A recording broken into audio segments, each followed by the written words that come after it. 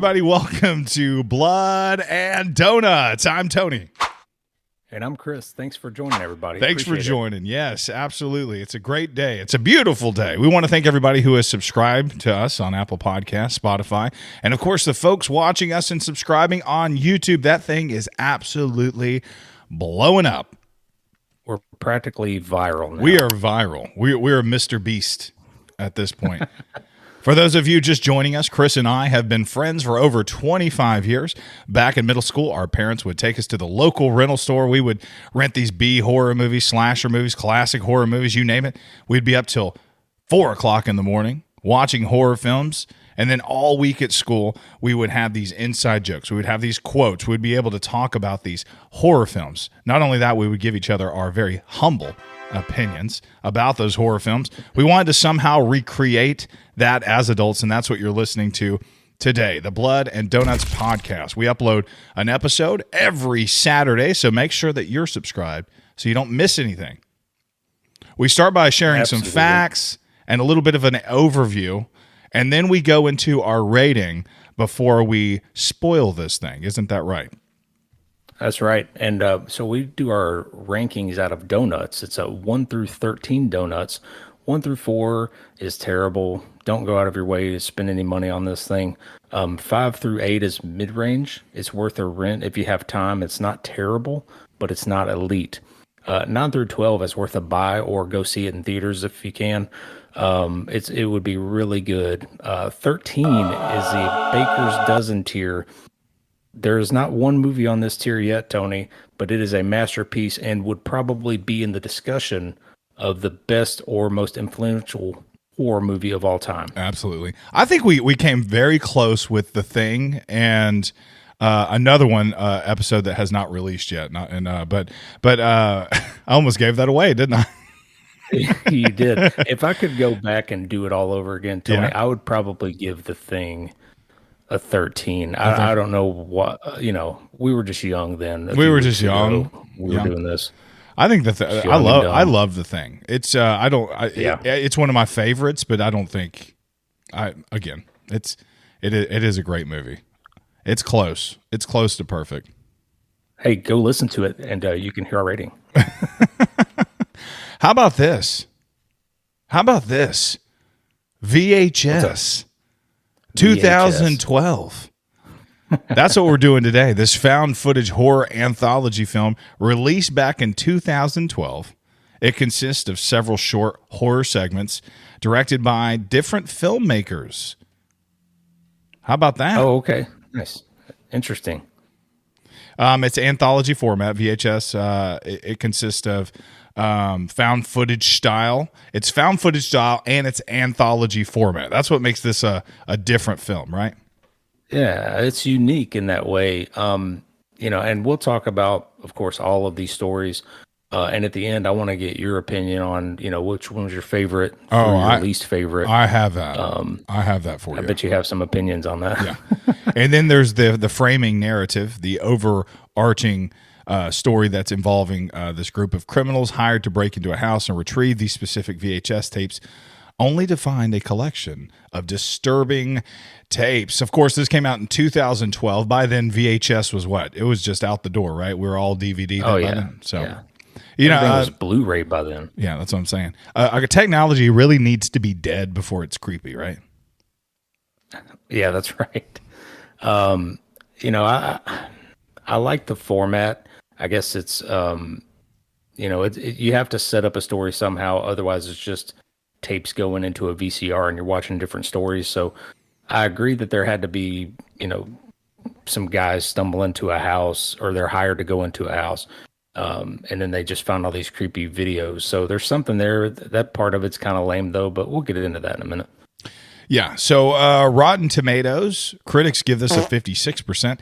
Audience give this a 41%. On IMDb, it gets a 5.8 out of 10. So not the best scores that you would say, but it was a box office success and it has spawned 2 or 3 different sequels. Have you seen them? 2 or no. I've seen VHS 2. VHS and 2. I did VHS like that Viral, one. VHS 85. There's a bunch of them. There's like 7. There's more VHS movies than Halloween movies, and that's saying something. There's a lot of these, and I mean, I can only assume that they all copy the same format. I did watch two, and I liked it.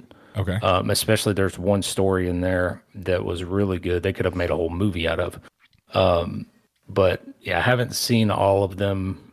I don't like that it has spawned so many, but they must be doing something right. I mean, somebody's funding these things, Yeah, you know? I've heard of VHS, but I never saw it. I always wanted to see it, so I'm glad that when it came free on Prime, that's basically we're like, hey, that's on Prime Video. Let's watch that and do that for our next one. Yeah. So when it came up free on Prime, so if you got Prime Video, you need to go watch that. We decided to do that, and I was like, yeah, that's good. This would be a good one. And this is quite disturbing. How did you describe it? POV found footage. No, yeah. What would I you guess. would you say it was? It was a bit. Oh, it's it starts out a bit rapey. Yeah, this film is a these bit. Yeah. it's a bit much for, obviously it's too much for kids. There's some sexual assault and stuff in there, some not fun stuff. So, yeah, that's But about it does It's make just you too much. it makes you wonder if this film would be made today with those elements in there. It probably could. I mean, I wouldn't. It would still be released in theaters and stuff. Yeah. I don't see it not being released. It might be toned down a bit, Yeah. but yeah, those elements could still be in theaters, which it's not good. No. Bit too rapey. Yeah. The tape titles. So there's this framing narrative, which is the criminals, and then there's a tape title for each one. So we have Amateur Night, which is the first one. That's the one that's includes some sexual assault in it. Second, Honeymoon, Tuesday the 17th. Then there's the sick thing that happened to Emily when she was younger.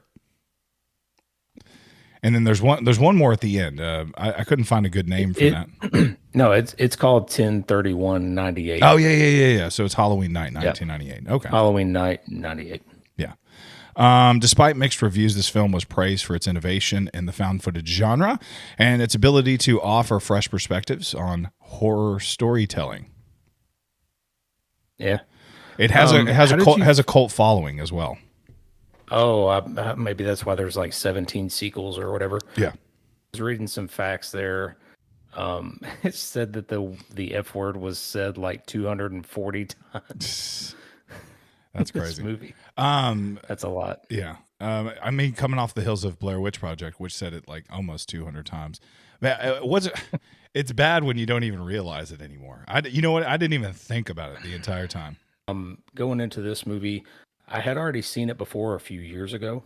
The pros, it's a decent story with as little time as possible.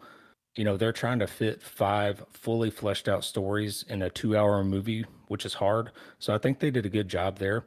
My favorite scene is in the 10/31/98 story where they're running through the house. I know it's CGI and stuff, but it looks really good. The cons, there's too many jumps in the beginning, like a lot of back and forth, a lot of confusion. And the stories, while you could follow, they were short of impressing. They weren't, they didn't finish well, if that makes sense. And the worst scene is the beginning with the assault. It's kind of lame. I'm going to give this, Tony, a rating out of 5 out of 13. I feel like you could rent this movie, but don't spend very much on it. It's worth a watch, but it's not anything close to elite in my opinion. Worth a rent, but it is free on Amazon Prime. Yeah. But, So I had never seen this. Found footage, man. Found footage is it's like a vibe, and so when you put it in, you have to get ready. You're like, man, am I ready for some found footage? Why? Because you're going to be dizzy. Because you got to be like, what? What is that? And all this stuff. And this one starts off the worst. This is like the narrative. They're smashing things. These guys, these criminals, they're painting on. And I was getting mad. I was like, is this whole movie going to be like this? I can't even see. What is going on? The narrative that ties this whole thing together is the weakest of the movie. and it'll make you mad. Some of the acting is terrible. Some of it's just like it's dumb. The best, I agree with Chris. The best segment is at the end when the house is coming alive and it looks great. But guess what? The narrative has already wrapped up at that point. Yeah. So they killed every guy that went into that house, which you will find out here in the next spoiler alert. So, but I mean, the movie is almost a decade old, but and then so they wrap up the narrative that's tying everything together, and it's like the last film was thrown in there as an afterthought. It makes no sense, and it's the best one. And so, so you could go through, and each segment kind of stands alone on its own. You know, and so I don't know. Let me see. Tape 56 is undoubtedly the weakest in this anthology, I believe. Nevertheless, each individual segment has a little bit of creativity, something to deliver genuinely frightening moments. Amateur Night kicks this thing off with a strong note, I believe. It's inventive, and it actually I read somewhere that this actually set a there was a film that they made after this.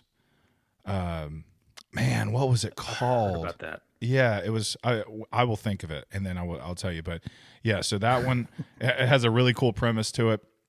The sick thing that happened to Emily when she was younger takes a disturbing turn, successfully sending shivers down the audience spine. I feel like 10/31/98 steals the show. I said that. Impeccable use of visual effects. It is CGI, but the grainy film really makes it look real, I feel like, because it kind of hides some of those effects. Like when the window is like closing and stuff like that. It's really cool. The film occurs after the narrative footage concludes. I thought that was freaking weird. The shift in quality intensity might leave the audience wishing for more after a somewhat lackluster initial narrative. Despite its flaws, VHS remains very unique and entertaining, I believe. It's sure to leave an impression. I watch a lot of horror films, but I was a little disturbed by some of this. So I thought it was really good. Yeah. I'm giving it a 7 out of 13 donuts. I feel like if you can get past the narrative and the shaky cam and stuff, because it is a weak narrative, and it's I say weak narrative, but there's some cool elements about it too. There's an old man sitting in this abandoned house, and yeah, you're kind of seeing him. I don't know. We'll get into that in a minute. Do his thing. But I think if you can get past that, the individual segments are really cool and worth a watch, I believe. Yeah. Yeah, I think so too. And I think, this was almost 2 hours long. I think they could have probably cut out the weakest story and maybe fleshed out a little bit more of the good ones, Yeah. What was your actually, let's go ahead and get into the synopsis and we'll spoil this thing. What do you think about that? Yeah, that sounds good. So if you haven't seen this yet, we are about to talk in depth about the synopsis and kind of go scene by scene. It is free right now on Amazon Prime if you're a Prime member. So go check it out and watch and come back. It's not for kiddos though, so adults only. All right, VHS synopsis, man. Tape 56, the main story arc. The film is an anthology of several stories, all of which feature found footage. Each individual tape is framed by a story called Tape 56. It follows this team of masked criminals that are sent by an unknown person to retrieve a VHS tape from a seemingly empty house. The movie starts by showing the crew breaking into a dilapidated building and sexually harassing young women while holding back the girl's boyfriend. Yeah, these dudes are no good. But you got to set up the story somehow, I guess. I mean, it's you kind of, you want these guys to die instantly. Yeah, I hate it. I thought it was a weird start to a movie. I was just like, this is so shaky. It's making you mad. It's so stupid. Yeah. These guys suck. Right.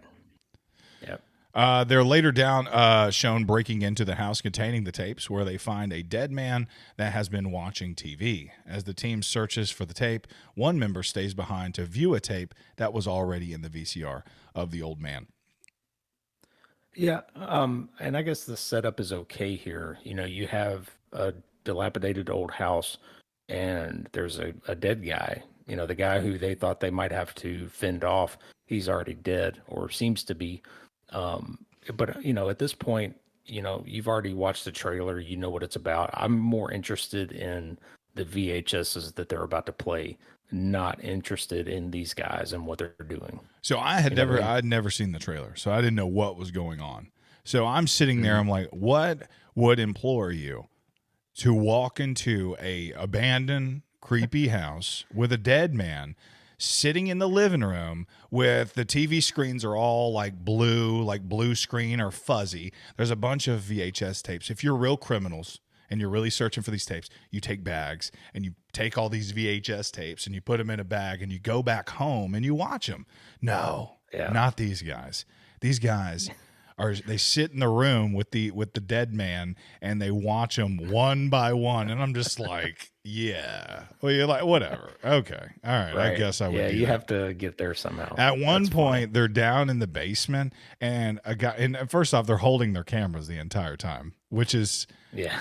man, found footage. That's what you're running into in found footage. A lot of times, you're like, man, would they pick up the camera? You know, Blair Witch. Right. Blair Witch did it as good as you can. I think. You know. Yeah, I think so too. And some of the stories later on, the spy glasses and the nanny cam Halloween costume, I thought those were great Yeah. uses of you can't put the camera down. And, but what- everything else in here, you're not going to pick the camera up. Yeah, It's and there is one that's not really a found footage. He's like kind of Skyping, like an early Skype with his girlfriend. Yeah. So I thought that was different too. So I like that. Mm-hmm. That was very creative.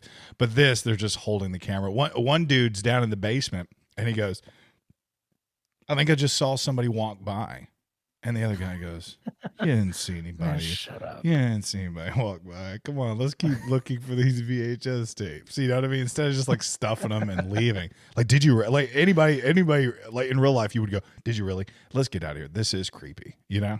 Yeah, that's right. Or hey, turn on a light. The leader Maybe. orders another man to watch the tape as they attempt to turn a light on. Turn all the lights on. Right. What are they doing? The electricity obviously works. The TVs are working. The leader orders another man to watch the tape as they attempt to find the others. You stay here and watch these, find some tapes. The leader returns later only to discover that the second viewer has disappeared along with the dead man. He goes downstairs and discovers the decapitated remains of one of his men and is soon chased by the undead old man. The leader manages to make it upstairs where he falls down and is presumably killed by the old man, upon which point the VCR begins to play the final tape.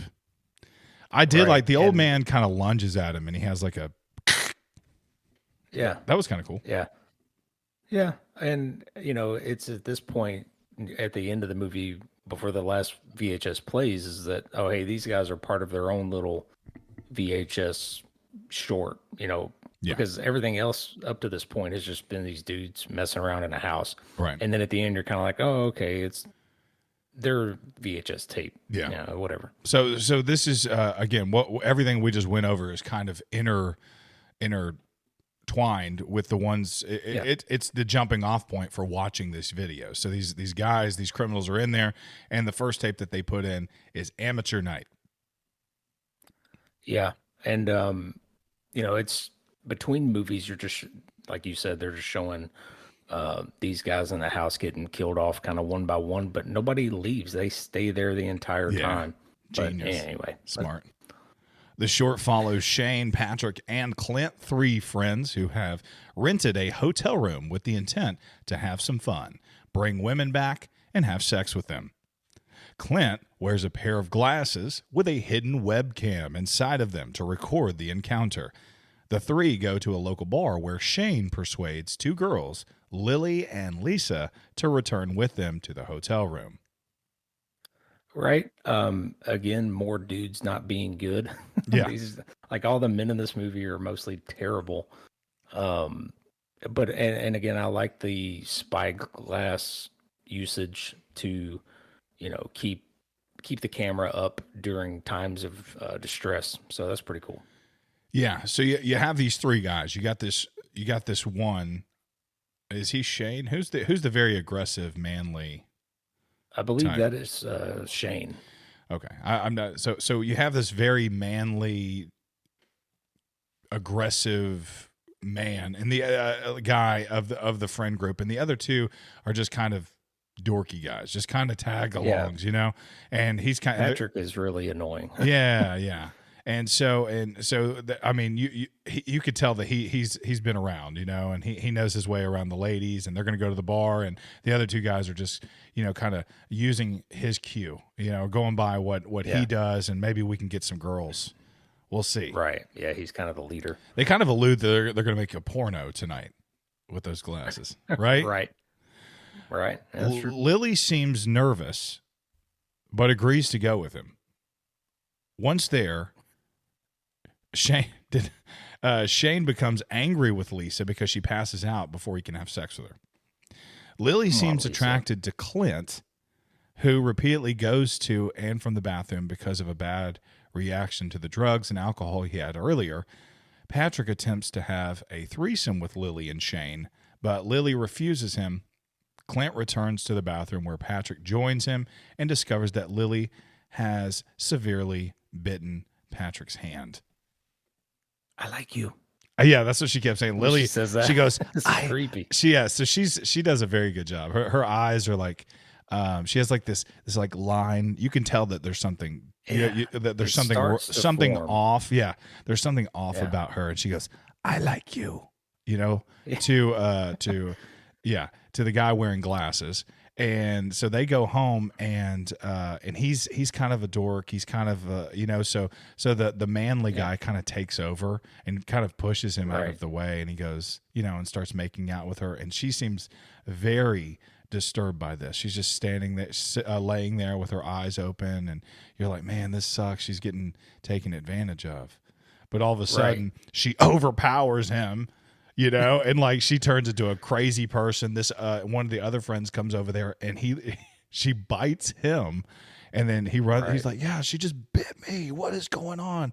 And then and then we have this next segment, right? So right, but and so Shane, you have to at least give him some credit. He did not fully assault Yes, Lisa after she passed out. good. And so you think, okay, hey, he's all right. He doesn't cross that line. Yeah. But then, like you said, he's overly aggressive towards Lily. Yes, And then, like we were talking about, Lily looks perfectly normal in the club. Yeah. In the car, you can kind of see like a line forming down her forehead, and she's just kind of progressively gets weirder. Yeah. And then they like uncover her feet. yeah. Stuff. And it looks really cool. Yeah, it's really cool. And so they do go out of their way to make you hate the overly aggressive dudes. But so that makes it even better when she kind of comes alive as whatever she is and kills them, Yeah, Yeah. for sure. The two men peek out of the bathroom and they see Lily just devouring Shane alive. Ouchies. Ouchies. The two try to escape, but they are stopped by Lily. She kills and eats Patrick, of course. Lily then transforms into this vampire-like creature. Clint makes it out of the room, but then he breaks his wrist after falling down the stairs. Lily confronts Clint, but does not attack him. Instead, she repeats, "I like you. I like you." When he does not respond favorably to her affection, Lily hides in a corner and cries while Clint escapes. This is hilarious. Yeah, I think Clint at this point, you have to kind of buy in, man. You gotta have to go for it. You just say you like her too, Yeah. and maybe you'll live in this thing. Yeah. But and I like how he jumps over the bed and just sits there. Yes. Run out the door. Yeah, dude. that was weird. So like, he falls down and breaks his wrist, and she's like, she finds him at the bottom. Is it a stairwell?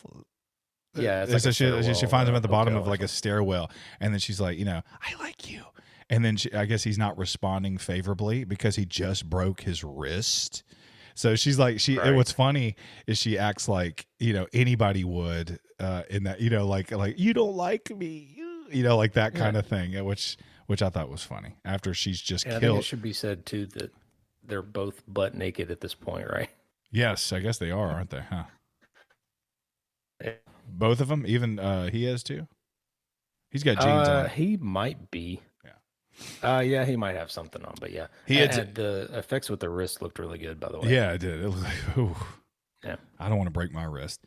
He attempts to ask for help from strangers around the hotel, but is stopped by Lily, who has shown her true form as a winged succubus and carries Clint off into the sky. So you're just seeing this like POV of him just just starts floating, and you're like, oh my goodness, she's got wings. Yeah. This is kind of cool. And his webcam glasses fall to the ground at some point. I thought it was him. Durable too. They don't break I thought it was him. after all that falling. I thought she dropped him. No, just the glasses. And yeah, this is like my second favorite scene. It was a really cool POV shot because all you see is just a camera shaking violently. Yeah. And then you can kind of like see the city lights below, and you're like, holy crap, he's up in the air. And so, because you don't see her wings until he kind of looks up and sees them, so you don't know that she's carried him Yeah. off. So that was a very cool effect there. Yeah, it was a cool one. I like this one. I thought it was very inventive and cool. And by the way, I said earlier I was going to think of that movie. I have it in my notes right here. It inspired a 2016 American horror film called Siren. Oh yeah, that's right. That's right. Okay. Yeah, have you Cool. seen that? I do remember hearing about that. No, I haven't, but I've heard that was a very heavily taken from the short, if you will. Next segment, second honeymoon. A married couple, Sam and Stephanie, they go out to the West for their second honeymoon and they rent a hotel room. The couple visit a Wild West themed attraction where Stephanie receives a prediction from a mechanical fortune teller. The prediction says that she will be visited by a loved one. Later that night, while at the hotel, the couple is visited by a strange woman. The events are not shown on camera, but she asks for a ride in the morning. Right. And they could have shown the stranger here, but they didn't. Whatever. I love the fortune teller. Yeah. I'm gonna see if I can get one for the house because Yeah. What did he? Hey, partner. Hey, partner, come on! I'll tell your fortune. He's like an old. Is he like a gold miner, like an old 40 miner it's guy? like a gold mining fortune teller. I Hey, loved it. partner, step right up. I was good. That sounds like something we would go take part of. Like, oh, let's check it out. So yeah, like this is a good one. I thought. I mean, it legit. Really? Yeah, I mean, it wasn't the best, but it did have a surprise ending, which I like because I was again, you've seen this, I haven't seen this, so I was legitimately like, at one point. Well, let me read the next part. Yeah, yeah. Okay, so they're at a hotel room. These two, so they're on this like second honeymoon. You could tell that they're out west and stuff. They seem like they're having a good time, right? Yeah. They're back at the He's trying hotel. to film her and stuff. Yeah, back at the hotel room, he tries to film her, and he's like, hey, take your shirt off and show some stuff. And she's like, I don't want to. Put the camera down. Like she like seems a little off put by that. She's the most realistic woman in this movie. Yes. Yeah, exactly. But so they seem like they're having a pretty good job, a pretty good time, and all of a sudden, so they hear a knock at the door. And it shows that on camera, and then obviously they put the camera down because that's normal. They stopped filming, so that was kind of cool. That's true. Yeah, and then but then they pick the camera up, and she goes, "Tell the camera what just happened." He goes, "It was weird. This girl kind of knocked at the door, and she was asking for a ride in the morning." And I thought that was weird, and I just had a bad feeling about her. And then, which I thought was like a little over dramatic, because at one point they're just sitting there, and she's like, "Are you going to call the police?"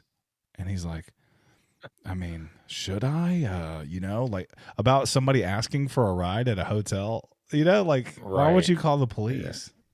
Yeah, that's a bit over dramatic. And I know that one thing would just terrify me at a motel is a knock on the door. Mm-hmm. That would just scare me, drop me cold, man. That's too creepy. No, thank you. No, I'm good. Yeah, just hide in the closet. Sam, don't make a sound. We're not here. We're not even here. Sam declines her request, and the girl leaves later. When Sam and Stephanie go to sleep, there's an unseen camera wielder entering the room and silently watching them both, and even softly touches Stephanie's skin with a switchblade. Oh, I'm sorry. Go ahead. Creepy. Yeah, that is very creepy. Yeah, no, that's creepy. And I mean, I guess you're right. This is kind of the most realistic short there is. Yeah. This is the most.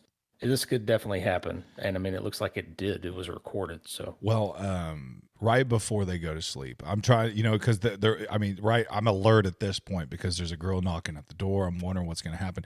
They lock the door, and then they put that lock on the hotel door. It seemingly that makes it impossible that you have to unlock it from the inside. You know what I'm talking Right. about? It's like that one that you put Yeah. on. So at some point, somebody opened that for somebody. somebody Yeah. opened something for somebody. It's very true, though. I don't know how to say it. Somebody so it shows them locking the door, but at some point that locking mechanism, which it can only be undone from the inside, was unlocked for somebody to get in. And I'm just assuming it's a dude at this point because you don't see their face. I didn't even Right. think about it being the girl. I don't know. I don't know what's going on. And so they go to the girl. They go to the honeymoon woman, and they like kind of take the blanket off, and they have a switchblade. And you're like, is he going to kill? Is he going to kill her? And then the person leaves her alone, steals $100 from Sam's wallet, goes into the bathroom where we can see them in the mirror, and the person is a woman wearing a mask. She puts Sam's toothbrush in the toilet. The next day, and then it cuts to Sam. It cuts to Sam using that same toothbrush the next morning. Yeah. He's just brushing away. Yeah. Ugh. And Sam is like, later they're down the road, and he's like, "Did you steal $100 out of my wallet?" Right. And this is why I don't stay at motels like that. Yeah. I'm just too afraid of somebody doing that to my toothbrush. Yeah. It's just too open. It's too risky. Yeah. it So is. I don't stay in places like that. Yeah, I feel you. That was disgusting. That's the I mean, scariest part about this whole short. Yeah, is the toothbrush. She really got in there too. She was like, Ugh. yeah, she really She put did. it She was getting like up under where the water comes out. Ugh. in. Like the worst part. That's what gave it. It was going to be PG-13 until that, and now they Right. had to make it R. Like the association was just like, 17. the association was like, no, we can't put that in a film. You're disgusting. It's going to be banned in some countries. What's next? Are you going to like lick donuts and put them back too?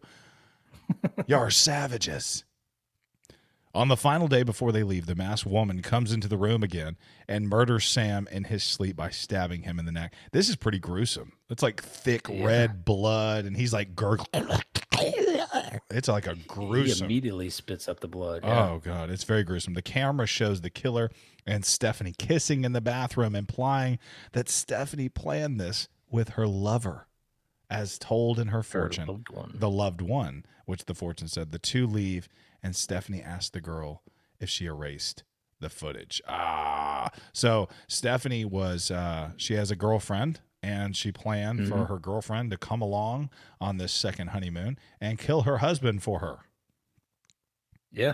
A clever twist on the end there. And is the most believable. And I thought it was really sudden too. It was almost like a jump scare. Yeah. With the knife going into the neck or the scalpel or whatever it was. I love that. I love that you just said clever twist on the end there, which is a quote from Matthew Perry.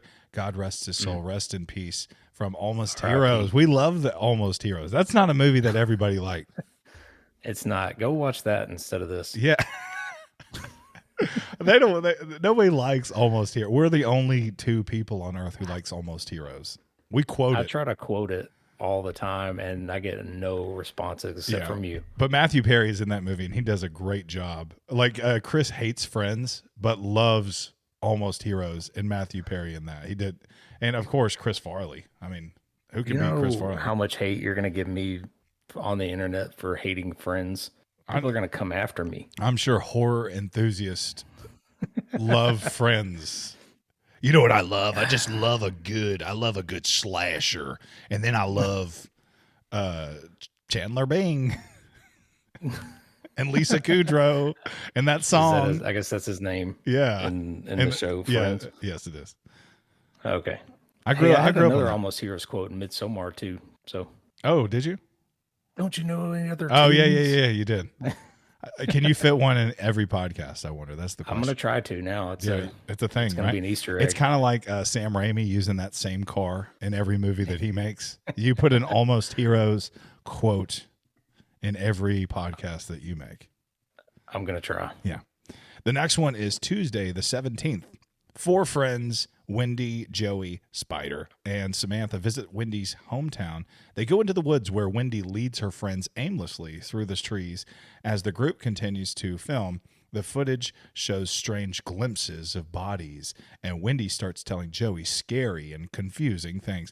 This is the weakest in my opinion. Yeah, This is not my she favorite. tells Joey scary and confusing things like, "You're all gonna die out here." I like that quote. I I did would have like a that lot quote. more questions right away. Like he Yeah. just like what? Yeah, you think And they then would later he that brings it up. Like, yeah. no, you have to talk now. Yeah, What are you talking they about? get high and they go, "What do you mean earlier when you were like you're all gonna die out here? What did you mean by that?" Tell me what that means. I didn't like this one. This is not my This favorite. is stupid. Yeah, I would agree. The group rests near a river. They smoke marijuana. Is that how you say that? I think so. Mary Joanna. There's a J in there. Oh, So that's not marijuana. Joey it's asks silent. Wendy about what she was saying before. She starts to talk about accidents that she had with old friends and a mysterious man, but she laughs and everyone believes that she's just joking. Spider and Samantha get away from the site, but Samantha is killed by something unseen. The glitch killer. Unseen because her eye popped out there. It did. She gets stabbed right in the This back is, of the head. Yeah, it was like a hatchet or something he threw, and it knocked out her skull, her eye out of her skull. This is a Whoa. throw down the camera and run moment, Yeah. not a hold it and stare. So that's why I think this is probably one of the weaker ones, because the camera being upright the whole time is just totally unbelievable. But she was killed by the glitch killer. What is the glitch killer? You don't like the glitch killer, Tony? I hate the glitch He's an killer. enigma. I hate him. How did they? Like, I don't get it. Like you need, and she set a trap for the glitch killer. Or that's what she.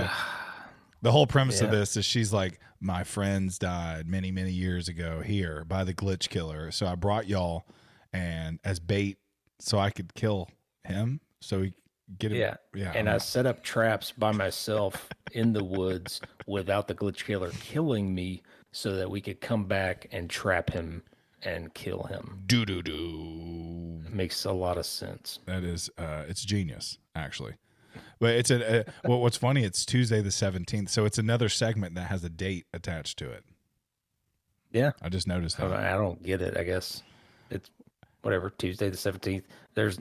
It says nothing about that, in this short, I don't think. Not that I caught. Yeah. It's crazy.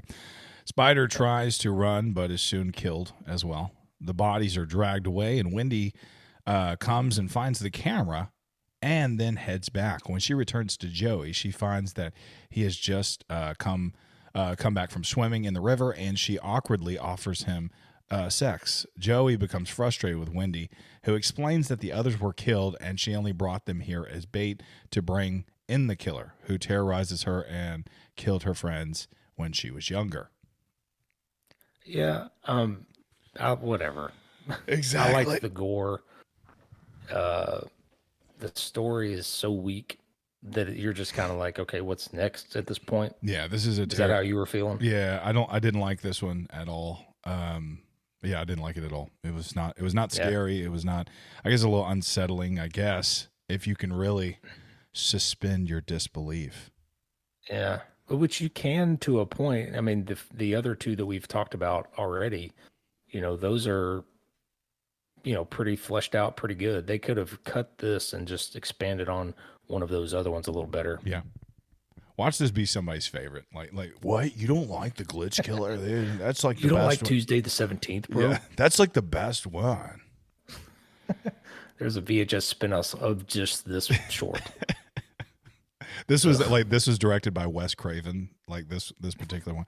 No, I did hear that the direct like some of the directors were like they're like big horror guys now. Like, Wow, okay. yeah. So the directors, like, I didn't read them all off, but they're like big guys. Cool. So this is like a springboard for a lot of them. The killer comes again, and then we see that the person is a silhouette of a man covered by technical glitches. According to Wendy, he has a supernatural power, and he's supernatural powers, and allow him to teleport and hide his appearance on camera. Though we do see that his face is red, and what is mostly blood, the man kills Joey by slitting his throat.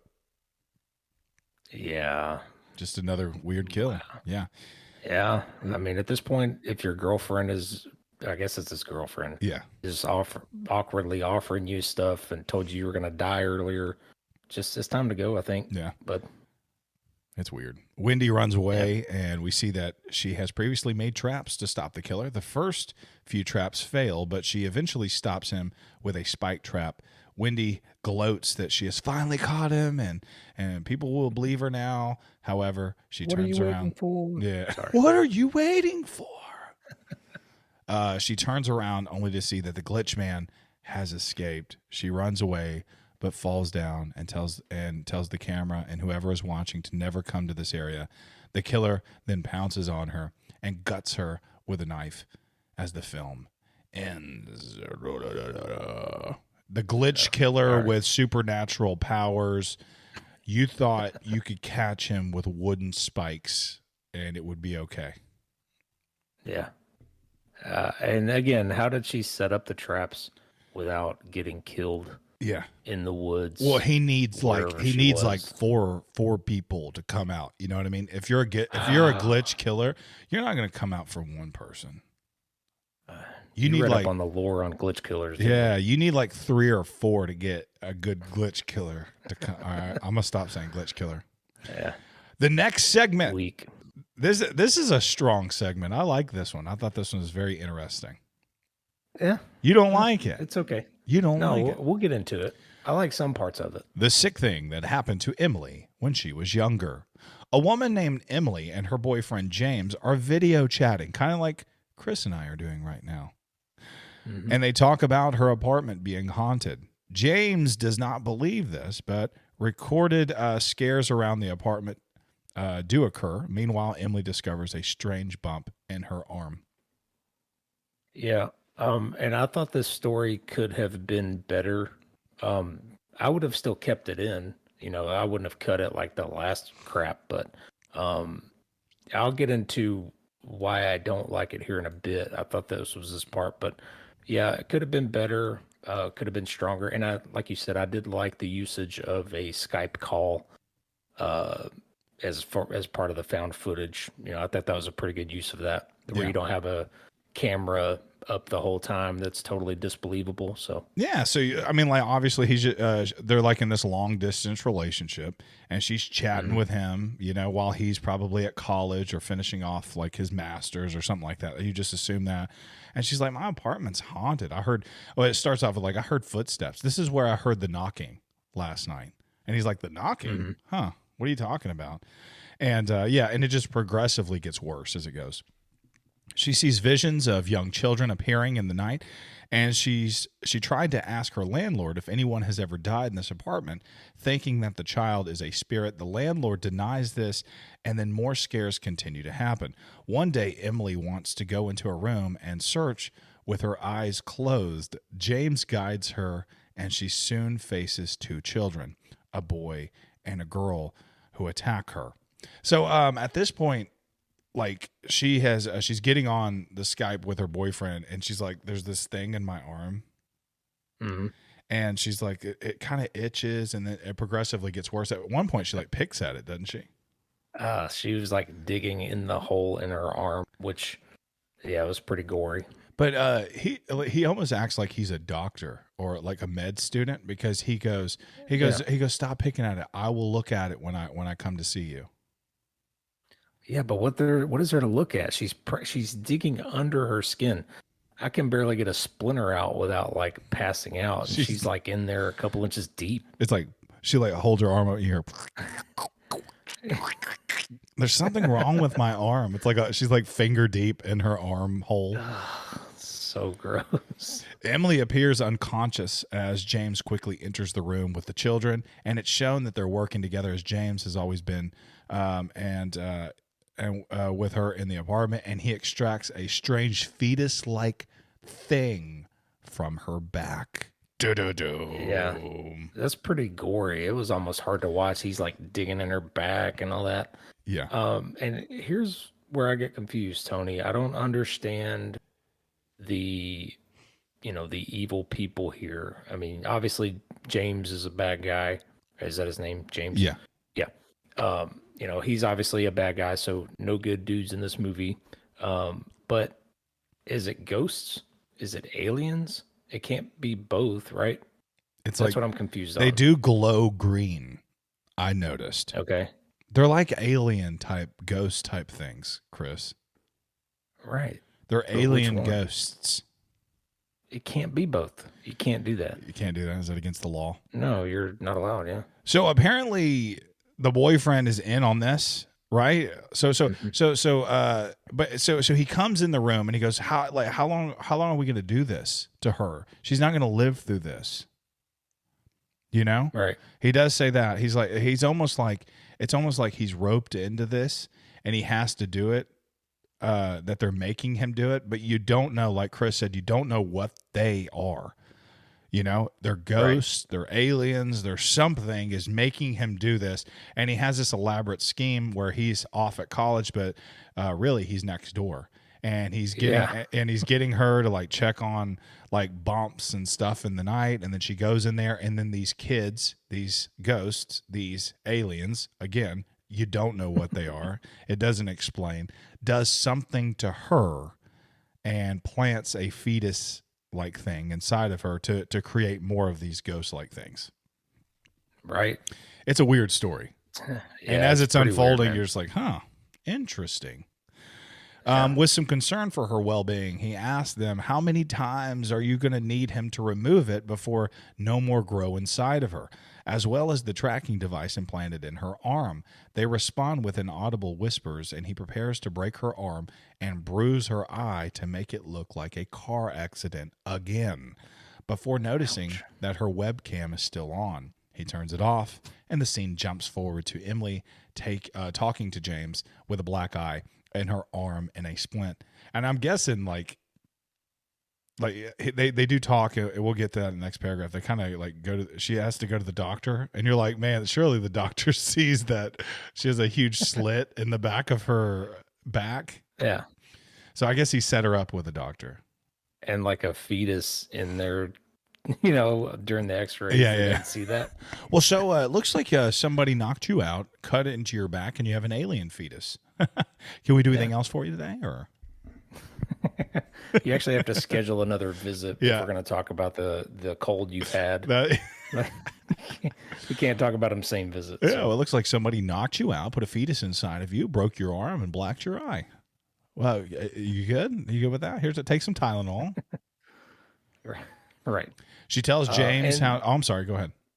Oh, yeah. So real quick, and at this point too in the movie, and you've probably noticed earlier, is that none of these stories end with a good guy winning. Yeah. You know what I mean?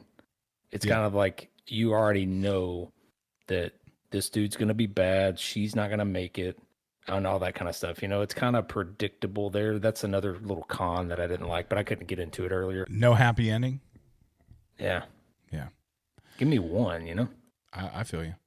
She tells James how she went to see the doctor that he recommended, who diagnosed her with having a mild form of schizophrenia, making her believe that the ghosts were all in her head and that she ran in front of a car and doesn't remember. They hang up, and the video cuts to James talking to a different lady, and it is shown that he is going to repeat this same process. Yeah, so so she's doing the same exact thing. Right. That's terrible dudes in this movie. Yeah. I did, like I said, if it was, give me one of the two. It's got to be aliens. It can't be like ghost kids. Like these kids were there and then they weren't. That's the one thing I didn't like it. I thought this one was, You didn't like it? Or, I liked it because it wasn't shaky cam. yeah, It wasn't. That's I about mean, the only, so yeah. I did like the Skype premise. I was like, okay, this is a good change of pace. Yeah. Yeah, it's definitely a unique usage of that, which that's the part I did like, but the story was just too weird for Yeah, me. I get it. So the narrative VHS 56 ends at that point, and like so all the guys inside of the house are dead, but then again, this one plays 10/31/98. This last segment plays Yep. on It's its the best one. on its own. It is. Yeah, it's by far the best. Chad, Matt, Tyler, and Paul dressed in Halloween costumes as the Unabomber, a pirate, a nanny cam, and a marine, respectively, head out to a Halloween party at a stranger's house, but soon find that the house is deserted. They get in through the back and think that the house is actually a haunted attraction. Right. And this would be fun. This would be something we would go to. Yeah, it does. Like, oh, hey, a stranger, they got this house set up. And it's kind of similar to the thing that me and Jessica did a few weeks ago downtown. It was, a little haunted cocktail party. And they had stuff like that, little special effects here and there. So it was pretty cool. And again, I like the nanny cam bear that's like built into his hat or something that he can't put the cam down. So that's pretty good. Yeah. And these are actually good guys. Like they seem nice. They're not like going out to assault anybody. They're just going to like look for a scary house, Yeah. So yeah, exactly. They just having a good time. They're probably college age because you see the guy at the beginning. He has his Halloween costume on. He's running through the house, and he has like this redneck roommate who's like, "Your dumb friends are here," and he I'm taking this crap down at midnight. I'm taking it down at midnight. And he's like, "Oh, okay." He's like, "Do you want to come out? It would be a fun time." No. So he's like real bad about that. Yeah. But they get in the car. It's almost like they don't know where they're going. Right. Yeah, I noticed that too. Because I finished that this morning. But yeah, it's not like on a map or something. Yeah. They're following somebody's direction. Yeah, they get lost. So GPS was not. I think GPS was out. If you had a TomTom back then, do you remember the TomTom? Garmin, maybe? Yeah. Do you remember the Garmin and the TomTom? I remember, like, I would rent one of those from the. This is how old I am. You would go rent a car, and you could for like $6 extra, you could get a TomTom or a Garmin, and you could put it in the car, and like if you're driving down to Florida or something like that, you could have the GPS going. So that was kind of cool. Hey, that beats MapQuest printed directions, Oh yeah, we did that as well. That's hilarious. They're like searching for this house. They stop at one, and they're like, "Okay, that's not it." Right? And then they go to another one, and it's kind of abandoned. As they search around, the camera comes from Tyler's nanny cam in his bear costume and shows distorted visions of ghosts.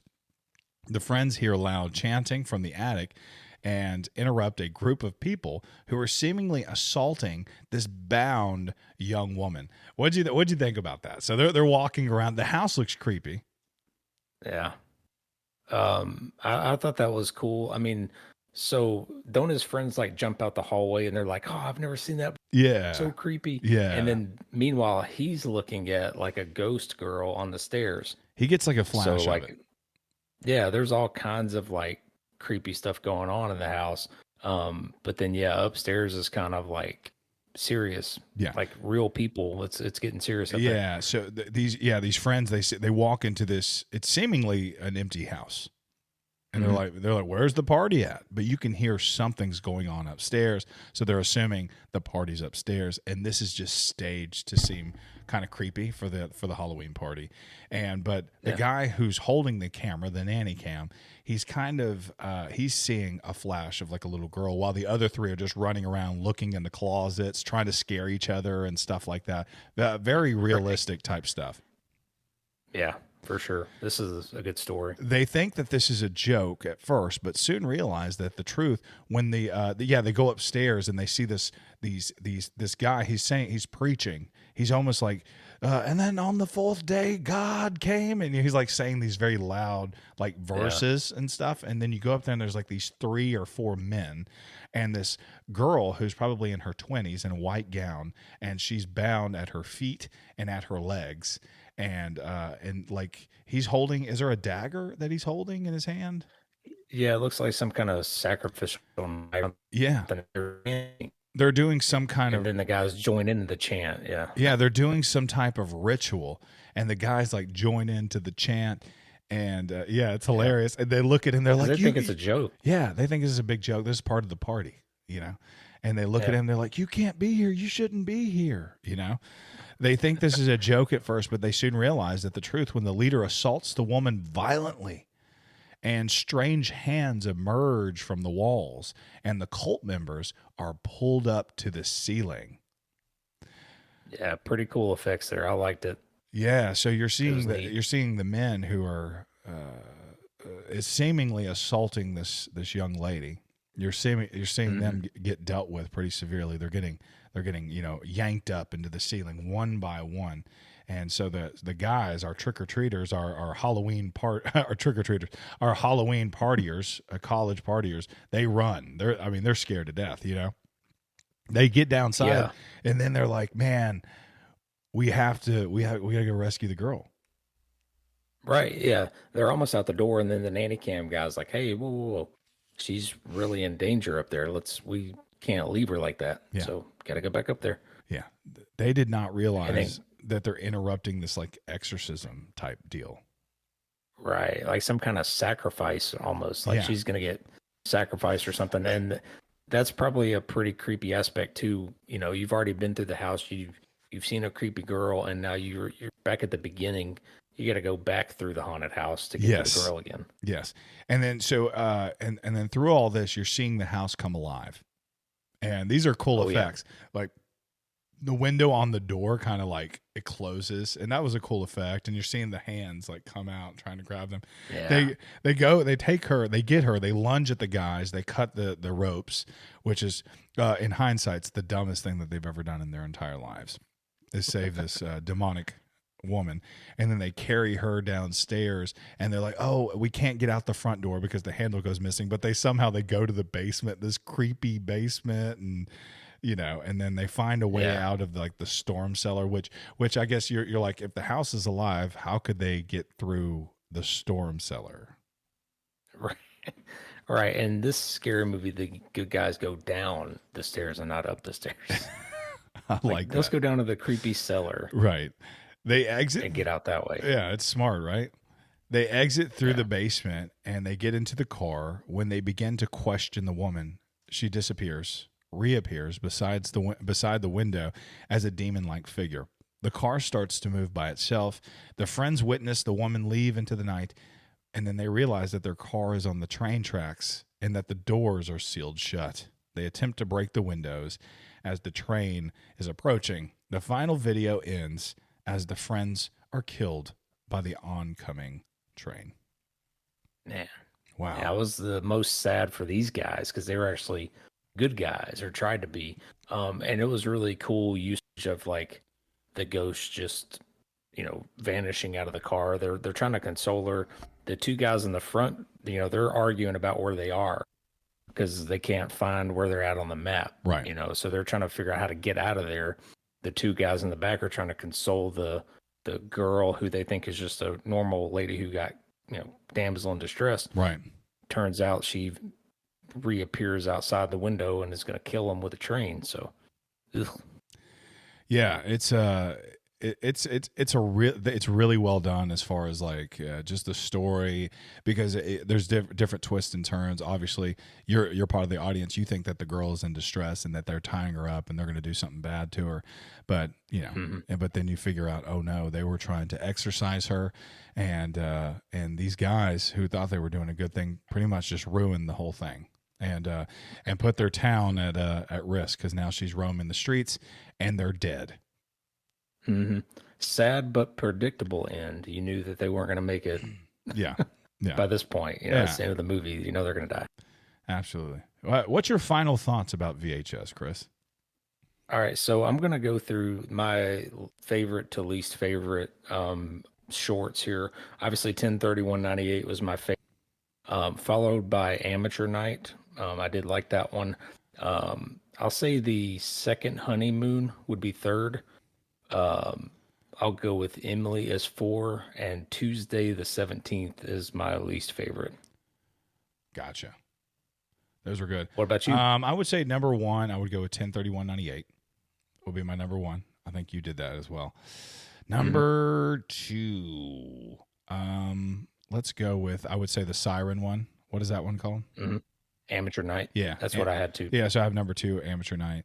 And then number three, I would go with Second Honeymoon. Glitch Murder. Come on, Glitch Murder. I'd say Second Honeymoon, then Tuesday the 17th, and then 56 as the final, the thing that holds it out. Oh, yeah.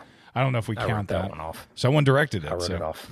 Yeah, but I wish. true. Yeah, I wonder what VHS 2. Did you like that one? Do you like that sequel? I can remember two of the stories from that one. I don't remember all of them. Yeah. But I did like the two that I remember a lot. I thought they were really good, and they could have been standalone movies. And it was definitely more gory. The second one was, and a lot more creepy too. I liked probably two. I liked better than one for sure. Found footage is, like I said, it's a vibe, so you have to be in the mood for it because you have to be ready. Like this is gonna be shaking around, and I'm gonna have to. Yeah, it's something. Yeah. It's not For sure. You know, like I mean, most films you just sit back and let the film come to you, and you just push play, and you can kind of. But found footage it's different in that regard. Yeah, and this one definitely just comes kind of straight at you, and you know it's pretty in your face right from the beginning. Yeah, but that being said, it was different. I personally had never seen a found footage like that, so I thought it was very clever in that regard, and I can see why it has a cult following. Yeah.